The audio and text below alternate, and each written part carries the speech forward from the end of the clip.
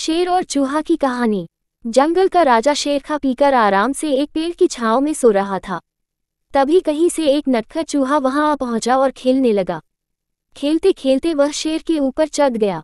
कभी वह शेर की पीठ पर दौड़ता तो कभी सिर पर चढ़ जाता। कभी वह उसके कान पर झूलता तो कभी पूंछ से खेलता। उसे बड़ा मजा आ रहा है और उसकी उछल कूद बढ़ती जा रही थी। नटखट चूहे की धमा चौकड़ी से शेर की नींद टूट गई। आंख खोलकर उसने देखा कि एक छोटा सा चूहा उसके ऊपर खेल रहा है। उसे बहुत गुस्सा आया और उसने चूहे को अपने पंजे में दबोच लिया। शेर के पंजे में आते ही चूहे डर गया और थर-थर कांपने लगा। शेर बोला, बदमाश चूहे, तेरी इतनी हिम्मत कि तू जंगल के राजा शेर की नींद में खलल डाले। अब तेरी खैर नहीं, मरने के लिए तैयार हो जा। अब मैं तुझे मारकर खा जाऊंगा। मौत सामने देख चूहा गिड़गिड़ाने लगा, वनराज, मुझे क्षमा कर दें। मुझसे बहुत बड़ी भूल हो गई।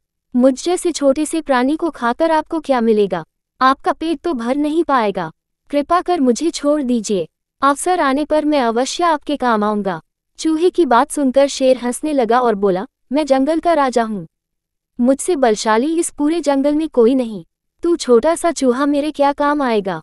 लेकिन फिर भी मैं दया करके तुझे प्राणदान देता हूँ।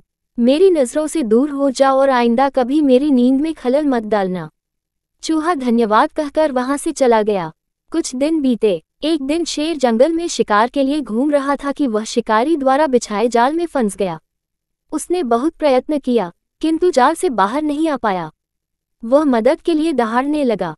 शेर की दहाड़ वहां से गुजर रहे एक चूहे के कानों में पड़ी। ये वही चूहा था जिसे शेर ने दया कर प्राणदान दिया था। चूहे दहाड़ की दिशा में गया तो शेर को जाल में फंसा हुआ पाया। उसने फौरन अपने नुकीले दांतों से जाल काट दिया। शेर आजाद हो गया। उसने चूहे को धन्यवाद दिया तो चूहा बोला, वनराज, आप शायद मुझे भूल गए हैं। मैं वही चूहा हूँ जिसे अपने प्राणदान दिया था। मैंने आपको कहा था कि किसी दिन मैं अवश्य आपके काम आऊंगा।